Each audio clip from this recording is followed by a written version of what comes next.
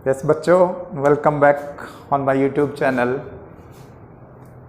Physics classes bye RB. Garg. तो बच्चों, आज हम 10th क्लास के स्टूडेंट्स के लिए वीडियो लेकर के आए हैं जो इलेक्ट्रिसिटी चैप्टर के रिलेटेड होगी। तो आज का टॉपिक हमारा 10th क्लास की फिजिक्स से, जिसका नाम है इलेक्ट्रिसिटी। इलेक्ट्रिसिटी जब हम सुनते हैं तो माइंड में आता है करंट के बारे में, बैटरी, वोल्टेज, इन चीज़ों के बारे में हमारे माइंड में आता है। तो इलेक्ट्रिसिटी जो वर्ड है ये अपने आप में ही क्लियर कर देता है कि हम किस फील्ड की बात कर रहे हैं, क्योंकि 10th क्लास के स्टूडेंट्स के लिए इलेक्ट्रिसिटी टॉपिक जो है, मतलब आप इससे ज़्यादा फैमिलियर नहीं है। 12th क्लास में यही टॉपिक है, थोड़ा डीपली है तो वो बच्चे फैमिलियर रहते हैं, लेकिन 10th क्लास के स्टूडेंट्स के लिए बड़ा मतलब नया सा टॉपिक है इलेक्ट्रिसिटी। तो first of all we will start with electricity. What do you mean by electricity? Electricity is the branch of physics which deals with the study of charge in motion। Means जब किसी conductor में charge move करेंगे, और charge move करने का मतलब एक particular direction में, क्योंकि चार्ज तो हमेशा ही होते हैं कंडक्टर में और वो मूव भी करते हैं, तो हमेशा इलेक्ट्रिसिटी नहीं है।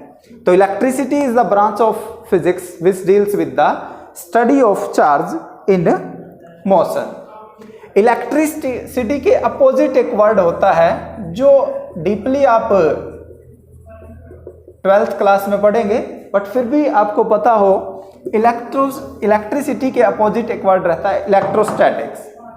इलेक्ट्रोस्टैटिक और इलेक्ट्रिसिटी दोनों बिल्कुल अपोजिट हैं एक दूसरे के। Electricity means charge in motion, और इलेक्ट्रोस्टैटिक्स जो वर्ड है आप देखें, दो वर्ड से मिलकर के बना है, that is electro plus statics. Electro means charge और static means rest. Charge at rest, that is electrostatics. तो इलेक्ट्रोस्टैटिक और इलेक्ट्रिसिटी दोनों ही फिजिक्स के इंपॉर्टेंट ब्रांच हैं। तो इलेक्ट्रिसिटी हम यहां डिस्कस करेंगे और इलेक्ट्रोस्टैटिक 12th क्लास में डिस्कस करेंगे हायर लेवल पर। तो आज हम इलेक्ट्रिसिटी के बारे में पढ़ रहे हैं, डेफिनेशन जैसा कि आपने जान लिया। तो अब हम बात करते हैं इलेक्ट्रिसिटी के अंदर जो अगला टॉपिक हमारा है उसका नाम है electric circuit. Electric circuit, electric circuit किसे कहते हैं? सर्किट वर्ड जो है, जब आप सर्किट वर्ड सुनते हैं तो आपके माइंड में आता है कोई कनेक्शन किया हुआ, जैसे फैन लगा रखा है, आपने फैन को स्विच में लगाया तो आप इसे एक सर्किट कह सकते हैं। मतलब करंट का कंटिन्यूअस पाथ जो है, that is known as the electric circuit. जब तक करंट कंटिन्यूअस फ्लो नहीं करेगा, that is not a circuit. For example, you have a bulb like this connected with a battery. तो एक बल्ब आपने बैटरी से कनेक्ट कर दिया, तो जैसे इसको बैटरी से कनेक्ट किया, इट विल स्टार्ट ग्लोइंग, तो ग्लो करना स्टार्ट करेगा। तो ये एक इलेक्ट्रिक सर्किट है, क्योंकि करंट जो है positive to negative regular flow कर रहा है। लेकिन जैसे ही मैं इस सर्किट को ब्रेक कर दूं, इस सर्किट को ब्रेक कर दें, तो अब ये इलेक्ट्रिक सर्किट नहीं है, क्योंकि करंट जो है रेगुलर फ्लो नहीं कर रहा। तो सर्किट की अगर बात कहें तो डेफिनेशन क्या बन सकती है सर्किट की, इलेक्ट्रिक सर्किट की? It is the close and continuous path of the electric current, that is electric circuit. तो सर्किट में काफी सारे कंपोनेंट आप यूज कर सकते हैं, जरूरी नहीं बल्ब, फैन लगा सकते हैं, कूलर है, फ्रिज है, कुछ भी है, वो सारे इलेक्ट्रिक सर्किट का पार्ट है। जहां करंट कंटिन्यूअसली फ्लो करता है, that is electric circuit. Okay students, the next is electric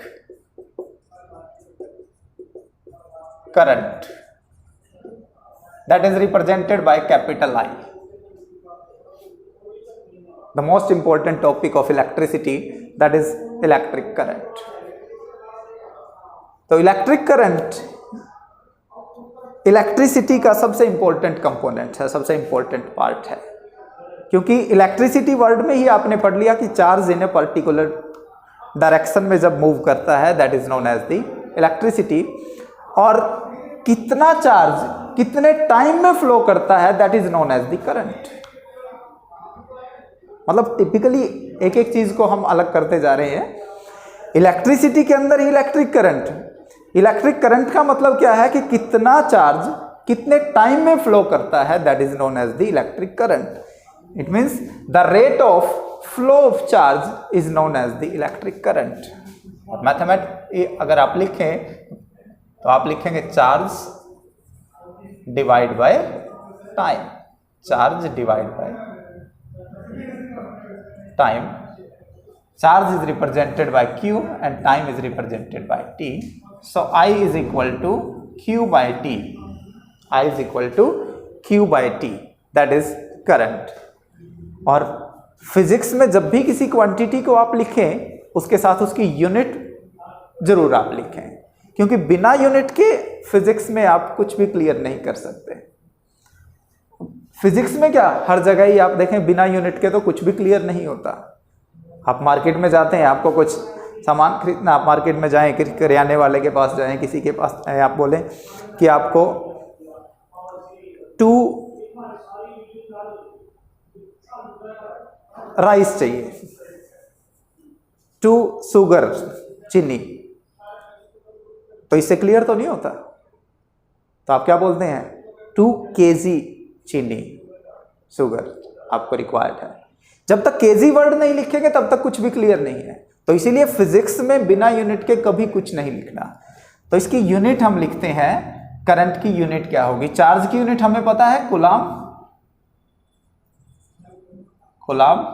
और टाइम की एसआई यूनिट जो है वो है सेकेंड। तो I is equal to coulomb per second, और it is represented by ampere. Combinedly आप लिख सकते हैं एम्पियर लिखे या कूलाम पर सेकंड लिखें, दोनों ही सेम है। तो करंट किसी भी कंडक्टर में 1 एम्पियर कब होगा, 1 एम्पियर अगर आपको डिफाइन करना है कि 1 एम्पियर कितना करंट होता है, how much current is 1 ampere, तो आप यहां से उसको एक्सप्लेन कर सकते हैं। किसी भी कंडक्टर में अगर 1 सेकंड में 1 कूलाम चार्ज फ्लो करता है तो मैं कहता हूं इस कंडक्टर का जो करंट है वो कितना है, 1 एम्पियर है। Is it clear students? तो 1 एम्पियर करंट क्या है, 1 सेकंड में 1 कूलाम चार्ज अगर फ्लो करे तो हम कहते हैं उसको कि करंट है 1 ampere. It is the definition of 1 ampere. It is electric current, formula of electric current, unit and explanation of definition of 1 ampere. This is all about the electric current. तो electricity हमने पढ़ा, उसके बाद electric circuit and then electric current. छोटी छोटी बातें हैं जो बड़ी मतलब इंपॉर्टेंट हैं, और जो इलेक्ट्रिसिटी के बारे में जो आप अभी तक सोचते थे थोड़ा उसको अलग कर देती हैं ये छोटी छोटी बातें। क्योंकि जब इलेक्ट्रिसिटी आप इससे पहले सुनते थे तो आपके लिए करंट, वोल्टेज, चार्ज सब चीज़ें एक जैसी होती थी, लेकिन अब आप देख रहे हैं करंट अलग चीज़ है, चार्ज अलग चीज़ है, सब चीज़ें डिफरेंट हैं।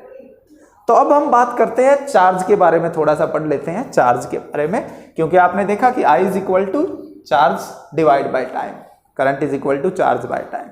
किसी भी बॉडी के ऊपर जो चार्ज है वो कितना होगा ये डिपेंड करेगा उस बॉडी पे नंबर ऑफ इलेक्ट्रॉन कितने हैं, क्योंकि चार्ज कहां से डेवलप होता है, नंबर ऑफ इलेक्ट्रॉन से डेवलप होता है, और नंबर ऑफ इलेक्ट्रॉन जितने भी होंगे उस बॉडी के ऊपर वही उस बॉडी का टोटल चार्ज है। तो इसको हम क्वांटाइजेशन ऑफ चार्ज भी कहते हैं। तो एक वर्ड हम यूज करते हैं, क्वांटाइजेशन ऑफ चार्ज। तो क्वांटाइजेशन ऑफ चार्ज का क्या मीनिंग है, किसी भी बॉडी के ऊपर जो चार्ज है, for example you have a body like this, consist of 4 electron. तो इस बॉडी का टोटल चार्ज कितना है, तो आप लिखेंगे 4 इलेक्ट्रॉन के बराबर इसका चार्ज है।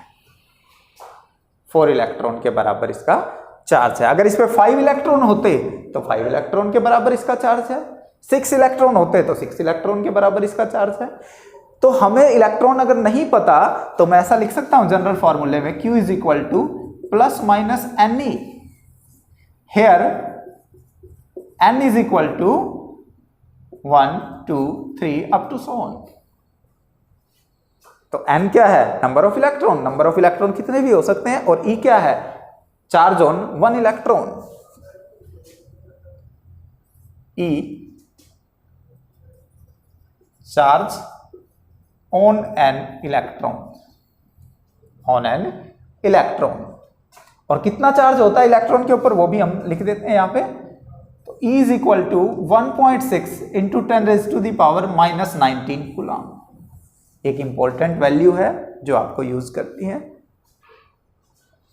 तो E is equal to 1.6 into 10⁻⁻19 और कूलम इसकी यूनिट है, क्योंकि चार्ज के बारे में कूलम ने बताया तो उसकी यूनिट जो है हम कूलम से लिखते हैं, that is coulomb.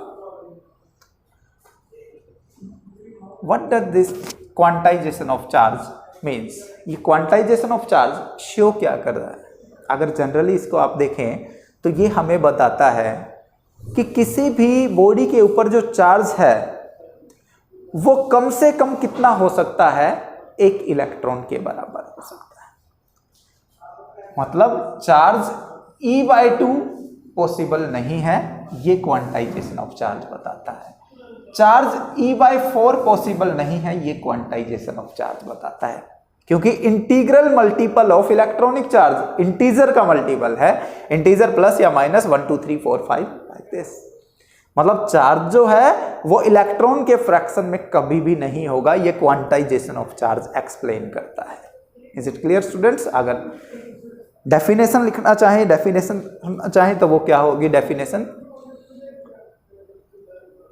It states that the total charge on any body, the total charge on any body is equal to integral multiple of, is equal to integral multiple of electronic charge.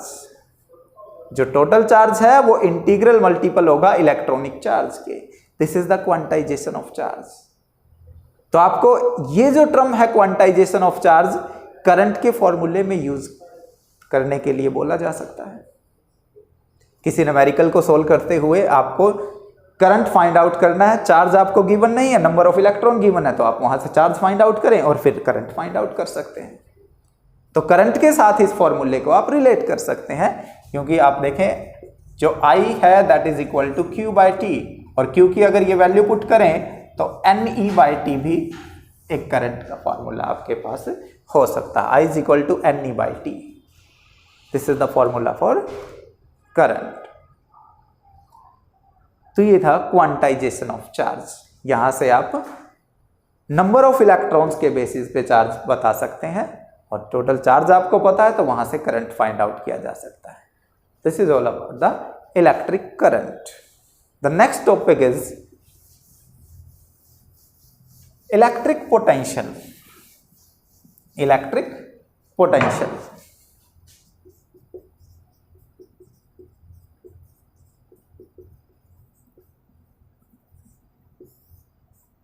जिसको V से represent करते हैं, capital V से।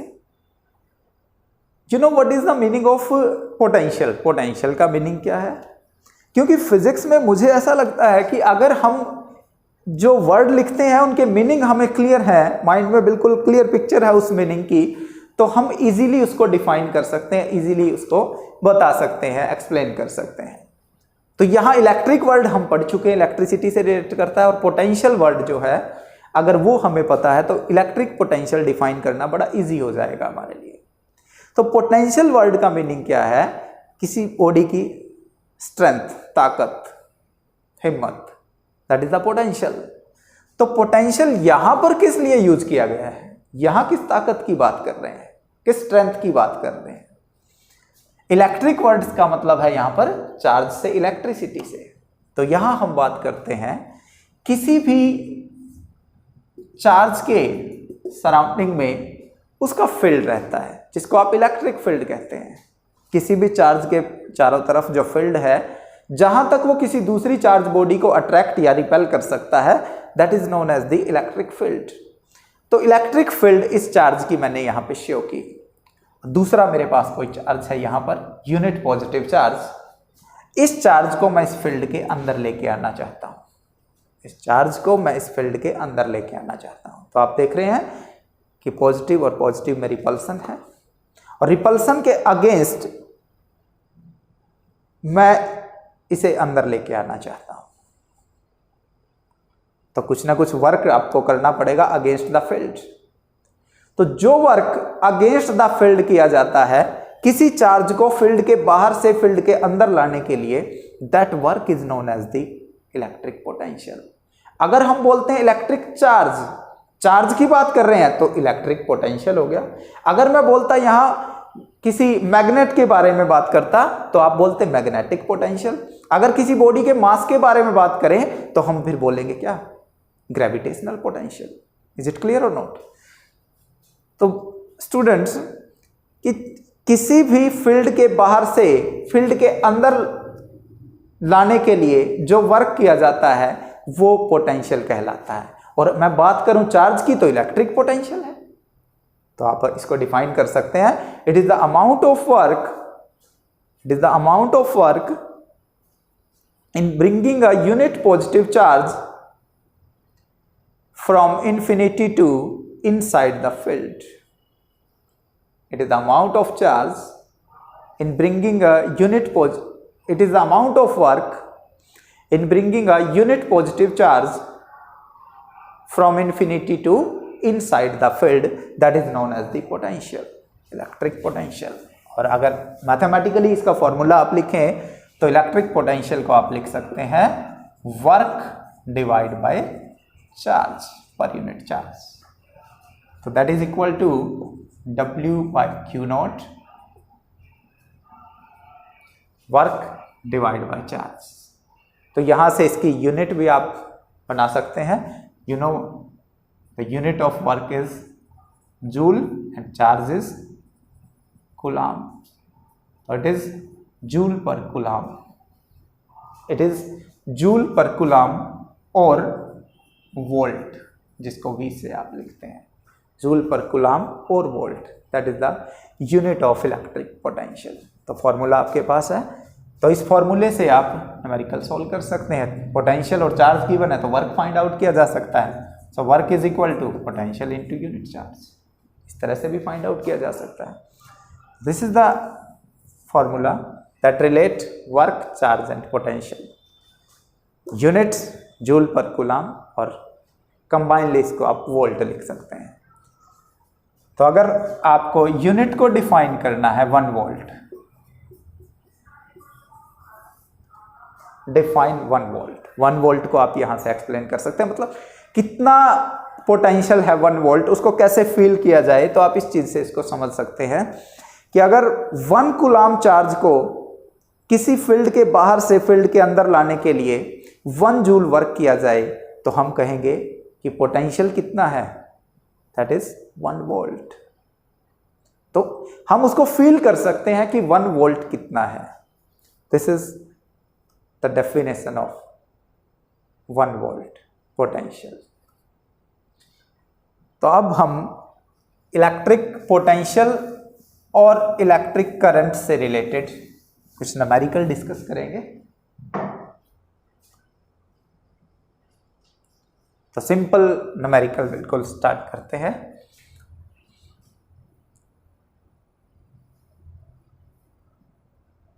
Charge of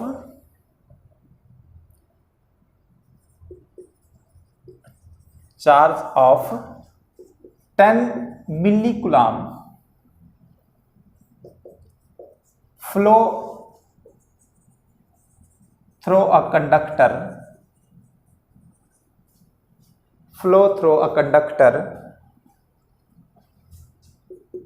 in 1 minute. A charge of 10 milli coulomb flow through a conductor in 1 minute. Find the electric current in the conductor. Find the electric current in the conductor. ये आपके पास एक numerical है। किसी भी numerical को solve करने के लिए सबसे इंपॉर्टेंट पॉइंट क्या है? सबसे पहले आप उसकी स्टेटमेंट को अच्छे से पढ़ें। अगर आपको स्टेटमेंट क्लियर है, फिर आप उसके अंदर से गिवन वैल्यू लिखें। गिवन क्या है? गिवन वैल्यू लिखें। ये आपका क्वेश्चन था। यहां इसका मैं आपको सॉल्यूशन लिखा। तो सॉल्यूशन में सबसे पहले आप क्या लिखें? Given values. गिवन क्या है? सबसे पहले आप ये लिखें, a charge of 10 milli coulomb. पहले तो यहीं से क्लियर है, चार्ज गिवन है। अगर स्टेटमेंट से क्लियर नहीं होता तो आप उसकी यूनिट से पहचान सकते हैं। कूलम किसकी यूनिट है? चार्ज की यूनिट है। So charge is equal to 10 milli coulomb. Q given है आपको। Flow through a conductor in 1 minute. 1 minute means time given है 1 मिनट। क्यू गिवन है, टी गिवन है, और फाइंड आउट क्या करना है? करंट आई आपको फाइंड आउट करना है। इजी है बिल्कुल। स्टेटमेंट अगर आपको समझ आ गई है तो गिवन वैल्यू आप लिख ले, और उसके बाद फाइंड आउट क्या करना है वो आप लिखें। फॉर्मूला आपको पता ही है, current is equal to charge by time. लेकिन 9th क्लास में आपने पढ़ा होगा कि जब तक आप सिस्टम ऑफ यूनिट्स मैच नहीं करते क्वांटिटी का, तब तक आप उसको सोल्व नहीं कर सकते न्यूमेरिकल को। आपके पास जितनी भी क्वांटिटी गिवन है वो सभी सेम सिस्टम ऑफ यूनिट में हो, तभी आप उस न्यूमेरिकल को सोल्व करेंगे, वरना नहीं सोल्व कर पाएंगे। तो first of all will convert these units into SI system और इन स्टैंडर्ड सिस्टम। तो Q 10 milli coulomb. 10 milli is 10 raised to the power minus 3. 10 into 10 raised to the power minus 3 coulomb. This is the value of charge in SI system. मिली को 1000 से divide करते हैं, तो 1000 divide में अगर है तो उसको आप 10 raised to the power minus 3 लिख सकते हैं। Similarly, for time, the SI unit is second. Here the unit is minute. So we'll convert minute in second. It is 60 second. अब आप देखें, चार्ज भी आपने स्टैंडर्ड सिस्टम में कन्वर्ट कर दिया और टाइम भी स्टैंडर्ड सिस्टम में कन्वर्ट कर दिया। अब न्यूमेरिकल को सॉल्व कर सकते हैं। As we know that I is equal to Q by T. I is equal to Q by T. Put करेंगे value Q 10 into 10 raised to the power minus 3 coulomb divide by 60 second. Divide by 60 second. Solve करते हैं इसको। So I is equal to 10 into 10 raised to the power minus 3 divided by 60. 6. 10 raised to the power minus 3 by 6.